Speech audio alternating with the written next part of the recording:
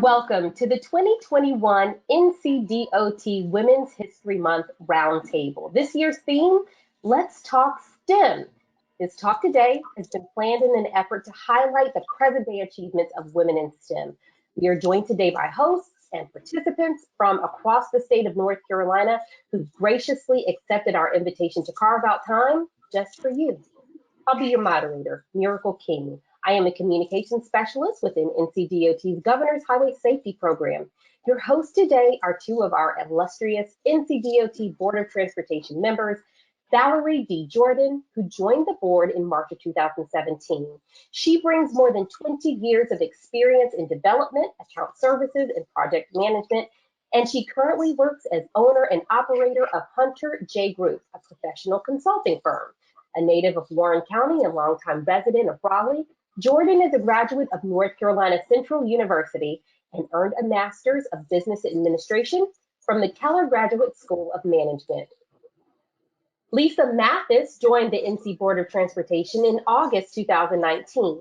Mathis, a Stanford small business owner, artist, and community leader, is a longtime advocate for jobs and growth.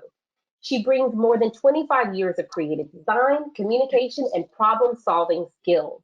Mathis owns Art Studio, which focuses on spreading art and design education to our next generation of creative leaders. She has served on various boards of community and civic organizations and schools, and in 2018, she ran for the NC House of Representatives. She is a graduate of the College of William and Mary. Thank you to everyone for joining us. Let's get started. Thank you, Miracle, for that introduction. And thank you to our esteemed panelists who are representing various roles within NCDOT. And thank you to our audience for watching, who may be joining us from YouTube, Facebook, Instagram, or even within a classroom. This is the first in a series of roundtable discussions in which we hope will foster not only talks about STEM career paths, but encourage you to consider the world of logistics, safety, and transportation here at the North Carolina Department of Transportation, or anywhere where women can lead. Lisa? That's right. We hope that today's talk will help to shatter the stigma of unseen gender barriers in the STEM fields for the underrepresented by hearing from the viewpoint of industry experts, our women leaders in NCDOT. The women speaking today have journeyed various roads to get where they are within the department, and we want to celebrate that, albeit tough for most women, a road less traveled in STEM. So, ladies, if you could each introduce yourselves, give your name, your title, your division, along with a brief description of what important role you play specifically as a woman, keeping roadways safe and expanding, and how that you may have, involved in the midst of the pandemic. So we're going to start in this order. We're going to start with Connie James. Hello, Connie. Kerry Morrow. Hey. Then, hey, Kerry. And Jeanette White. Hey, Jeanette. Hello. Okay, and then Leigh Wing. Hey, Leigh, how are you today? Good. And Nastasha Earle-Young. And then we're going to then go to Wanda Austin. So, ladies, Ms. James, if you want to start your introduction. Hi, everyone. My name is Connie James, and I'm a project engineer in the Project Development Unit here in Division 9 in our Winston-Salem office. And I've been in the transportation engineering field for over 32 years. So in my current role, I'm a project manager, and I oversee the planning and engineering of transportation improvement projects in our area. I manage contracts and project schedules. I review plans to make sure they comply to our standards. And the projects that we work on are designed to improve the safety and operation of our network for vehicles as well as pedestrians and cyclists. And we also take into account environmental impacts with our projects, such as streams, wetlands, and endangered species, and impacts to the human environment as well. And the pandemic has changed the way we operate. With many businesses, DOT was impacted, so work on some of our projects had to be suspended to help manage our cash flow. now funding availability has improved and our projects are coming back online. And the pandemic has also changed where we work. We've reduced the number of people in our office. So some days, like today, I'm here at my desk in the office. Other days, I'm in my dining room. And so we use platforms like Microsoft Teams and Zooms for our meetings, just like we're doing here today. Thank you so much. Kerry. Hi, my name is Kerry Morrow, and I'm the supervisor for the Traffic Survey Group, which is within NCDOT's Transportation Planning Division.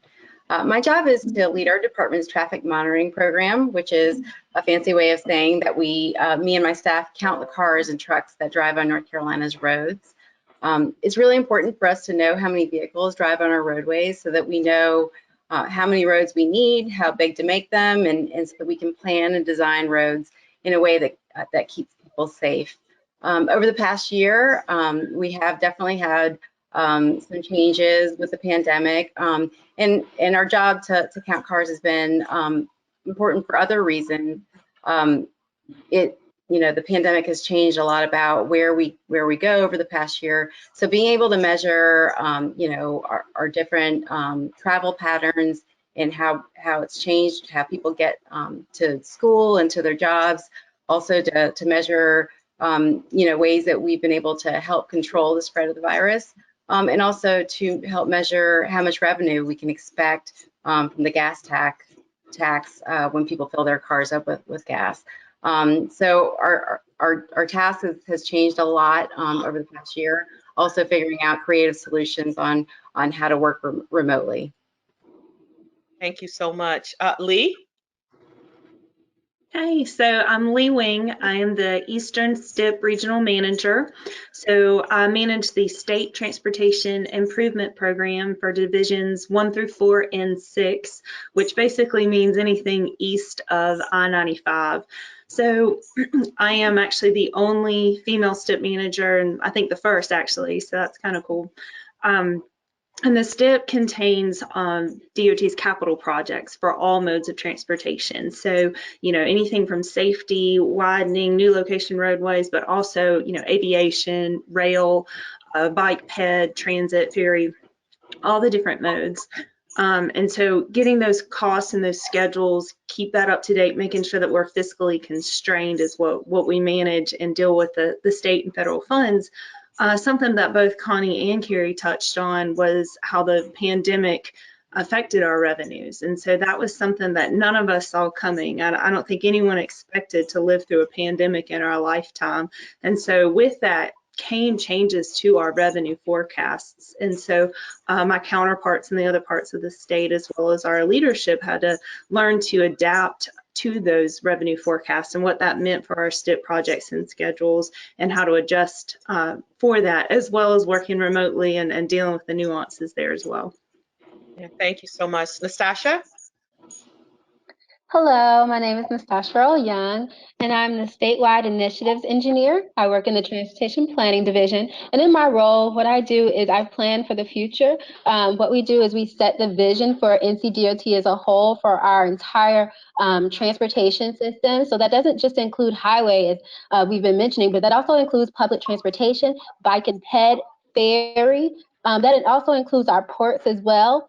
And so what we want to do is make sure that we have a safe and a reliable and efficient transportation system for the future. And so as we're setting the vision, we're looking at doing scenario planning and how does that affect our transportation in 30 years. So a lot of people have seen, that COVID affected us really fast with people moving to teleworking, but that's something that we had already looked at as far as it moves to the future. It just happened to come a lot quicker and sooner. Thanks. Thank you, Nastasha. Wanda? Hi, I am the Interim Division Engineer for Division 14. Accepted that position 2 weeks ago. Before that, I was the Project Development Engineer for Division 14. And so so far through the pandemic, we've taken a lot of what everybody else has said. And, we've had to adjust to project schedules, adjust to, working from home, and also just stopping some projects and then starting some projects. And so as, division engineer, I hope to, continue not only, keeping our roads safe and keeping our workforce safe as well as we're working through the pandemic and going out and meeting the challenges of maintenance and construction. Thank you so much. Lisa, turn it over to you now. I think we'd like to hear from Jeanette too. Oh, Jeanette, I apologize. That is okay. That is okay. Yes, no, you're fine. No, well, thank you all. Of course, like I mentioned, my name is Jeanette White. I'm an 8-year military veteran, and I'm a licensed professional engineer. And I'm the senior project engineer in Division 14 under project development and actually under Wanda Austin. So I'm very fortunate to have this opportunity to work within the division. But specifically what I do is under project development, we work together with private engineering firms to design safer future roadway projects within the western 10 most western 10 most western counties within North Carolina. The type of projects we undertake are those that are specifically that are locally that the local officials have deemed as being important to their communities. These roadway projects primarily are projects that will improve the safety of the roadway, either by improving the driver's eyesight distance around curves, maybe increasing the travel lane widths to make it feel more comfortable for the driver, and also just to improve access management along the roadway, which essentially means controlling how the drivers enter and exit the travel lanes and the roadway. So specifically as to how this pandemic has affected us, with all of us going home, we've actually, I think, have become a lot more efficient at doing our positions. Granted, we have everything else that we need to take care of that is in our personal life, but we have less travel time as well. So, absolutely. Thank you. Thank you. Thank you, ladies. Thanks so much. Okay, on to question 2. What advice would you give to young girls, or boys for that matter, who are curious about pursuing a career in STEM but are still unsure? And let's go ahead and start with Connie. So I would say to students, if you like math and you like science, if you like games or solving puzzles that require strategy, then I think that you should look into a career as engineering. So as I said earlier, I've been in this profession for 32 years. And would I still be doing this if I didn't love it and wasn't having fun every day? So it's important, I think, that you choose a career that will make you happy, that you will be happy in, a career that will be fulfilling, one that challenges you, but also excites you. And I'm excited about getting up and coming to work every day. And I feel like what I do makes a difference for our community and for our state. And I would say look into engineering programs at your colleges that offer them, and look at what classes that are going to be required and helpful in your secondary education. And you may want to talk to your guidance counselors who can help you and facilitate in pointing you in the right direction. Thank you. Kerry? Right. So my advice for young people, when they're thinking about their career path, is to embrace your differences in whatever career path you decide to pursue, because varied perspectives give us better solutions. I know everyone always tells you to, follow your passion and be passionate, and that's great, and you should, and being happy in your job is definitely important. If you're anything like me, it may take you a little bit of time to figure out what exactly it is that you're passionate about. And I know for me, that's required me to kind of just try things, and that'll take me to the next phase. So instead of searching for a path that makes you want to just conform to, the way others think, I would give strong consideration to a path that challenges you to offer a unique perspective. It took me years to realize that some of my qualities that I originally saw sort of as flaws or the things that made me different actually turned out to be some of my biggest assets that I'm able to bring to my job, because it helps teams to find their blind spots. So I would just encourage young people to let your uniqueness be what you bring to the table. That's lovely. Okay, Jeanette. There we go. All right, so the biggest thing that I would say to any young person that's thinking about a career in STEM is to really just think big. Many times that there are other opportunities of other careers, but really a lot of times science, technology, engineering, and mathematics isn't necessarily something that many people think of. But in this type of career, we are helping others, and we are helping improve the safety of roadways. We are developing new innovative ways of doing things. So I really ask that people really think outside the box and really remember, if this was easy, then everybody would do it. But it's definitely something that I think I specifically enjoy because of the challenges of it and the opportunities to work with others, the teamwork, and just really help supporting others as well to keep advancing in their career as well as your own. So, but yes, definitely I would say the biggest key to that is always think big, think outside that box. Great advice. Leigh? So I think, to mirror some of the things we've talked about already, school is very important. For sure, classes, math and science, but also see if you can get some real world experience as well. A lot of places will let you job shadow. I know we've done that here at the department. I've had different high school students come and shadow or go on to mentor students. And I think if you have someone in your life, a relative that's in the STEM industry, or you have friends, parents that are, ask them, can you go shadow them for a day just to see what it's like, a day in the life of an engineer or a computer programmer or a chemist, just to see what it's really like in the real world. And if you don't have someone like that in your life, ask your guidance counselor. A lot of agencies and organizations and companies will let students come in and shadow their staff. Just give them a heads up so they know you're coming. Make sure that they're ready for you. They can show some of the really cool things that they get to work on. Mentorship is so important. Thank you for mentioning that. Nastasha, is she still with us? Looks like Maybe we'll circle back to her. How about Wanda? We'd love to hear from you. Thank you. I would say, first of all, just follow your dream. Many of us in different stages in our life, are told that, we can't do this, and that's so wrong. Excuse me, whatever you want to do with your life, or whatever your dream is, or whatever your passion is, that's something that you should follow and follow with all that you can. And just, don't believe everything you hear from other people. You need to believe what you know is true, inside of you, and that you can you can follow those dreams.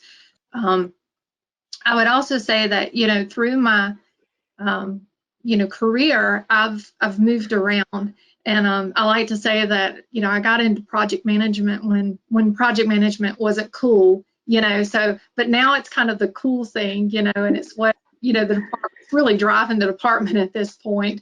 But, along that, I would say that, every opportunity that came my way, I always jump at it, so if there's a training out there to do, we mentioned mentorship. I was part of a female mentorship that we did several years ago with the department, and all of that, put together has made me to be the woman that I am today. And I feel like it's added to and got me to this position. So. Great, thank you. Is Nastasha? I think she's just joined us. Is she back? Is she back? Nastasha, Yes, we would love to hear your answer to that question. Thank you. I would encourage young boys and girls to join organizations. One of the organizations that I joined was the National Society of Black Engineers. I joined that when I was in middle school. That's something middle school and high school. It can follow you all the way into your professional career and help you. It'll help you to explore those different avenues. So it may help save some money for your parents and you changing avenues in college. But I also would suggest if you struggle in subjects, not to let that hold you back from what you ultimately want to do. I know myself, I struggled and had a lower reading level than my other counterparts in middle school, in high school, in elementary school. And so I just want to encourage you. I have another question for you ladies. So there are many challenges to being a woman in this field, but many joys.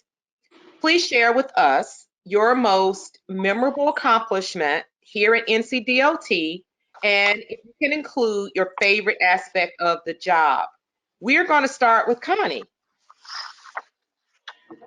Well, one of my favorite aspects of the job is working on the projects and seeing it from start of the planning part and moving into construction and actually seeing the construction being built and knowing that you had a part in that.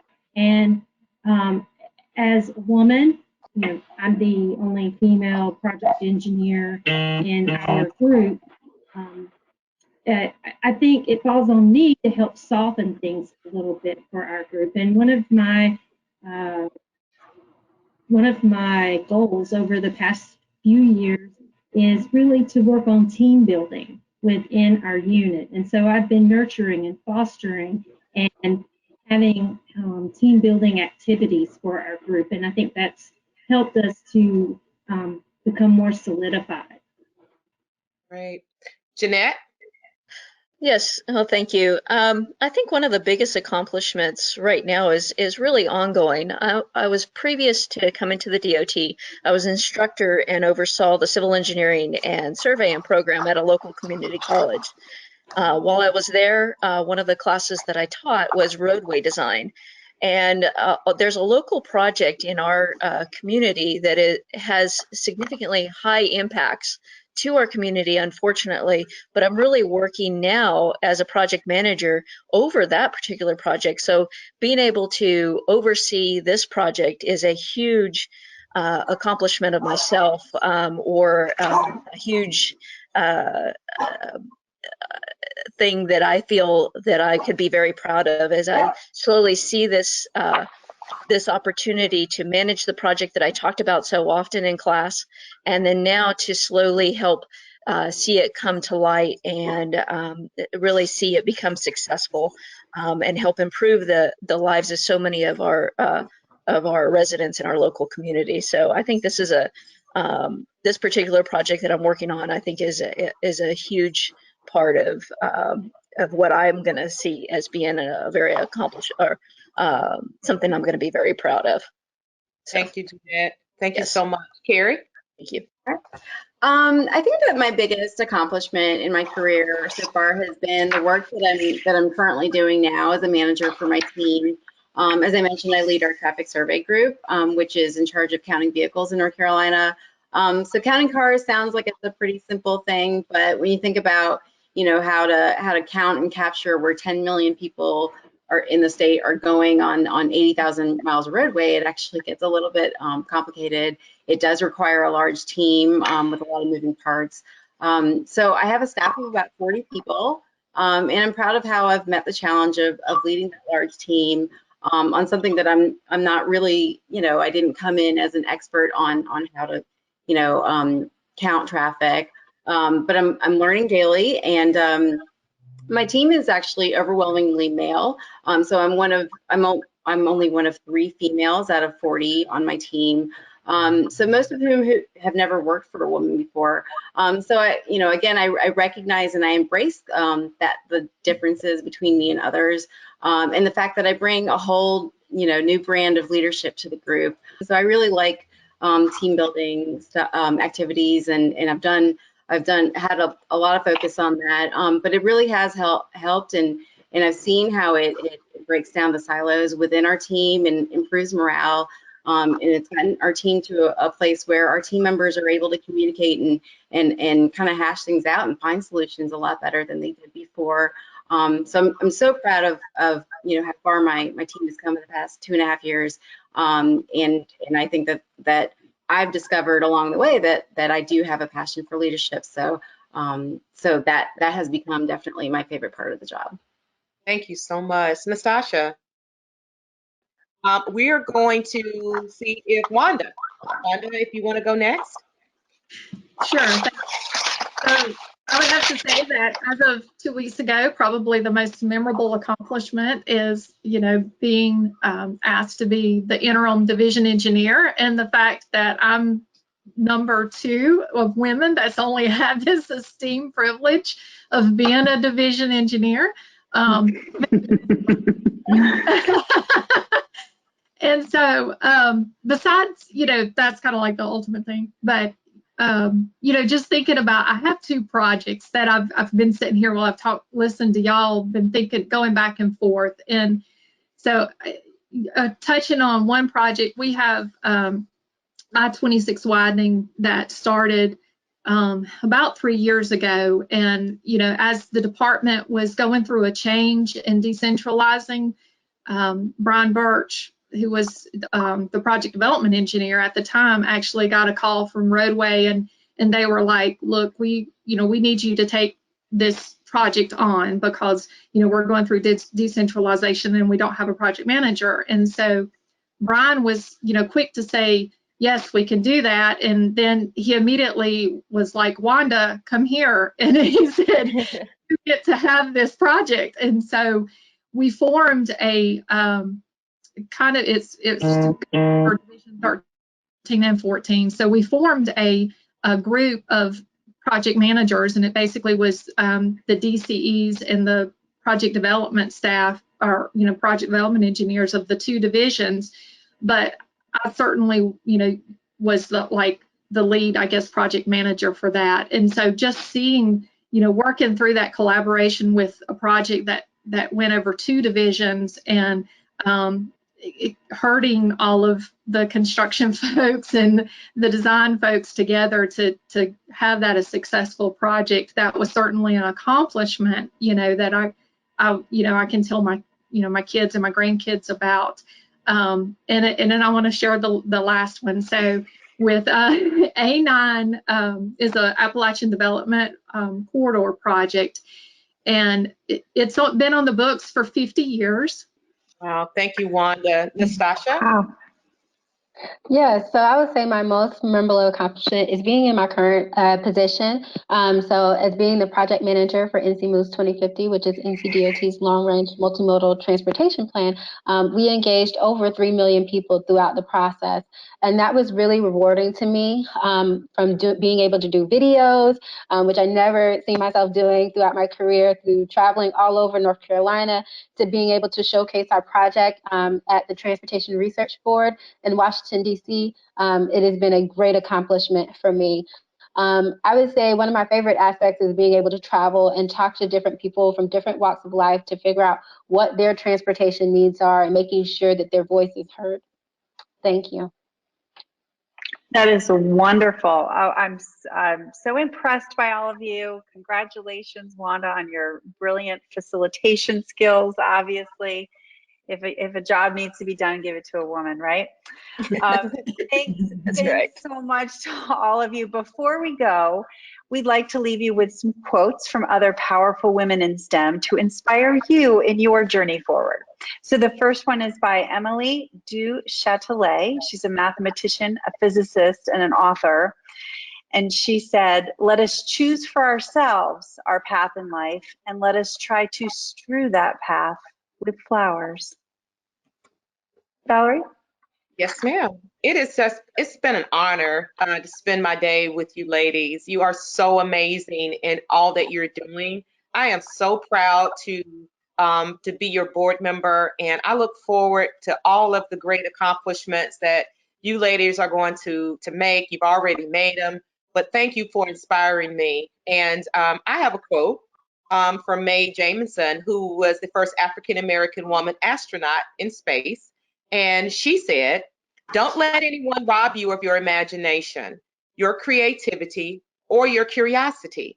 It's your place in the world. It's your life. Go on and do all you can with it and make it the life that you want to live. Thank you, lady. Thank you so much. Thanks, everybody. That will do it for this edition of our program. We would like to thank our distinguished guests for participating today, and we look forward to them helping to build a stronger and more resilient transportation system. If you watching would like more information about what we do here at NCDOT, join us online at ncdot.gov.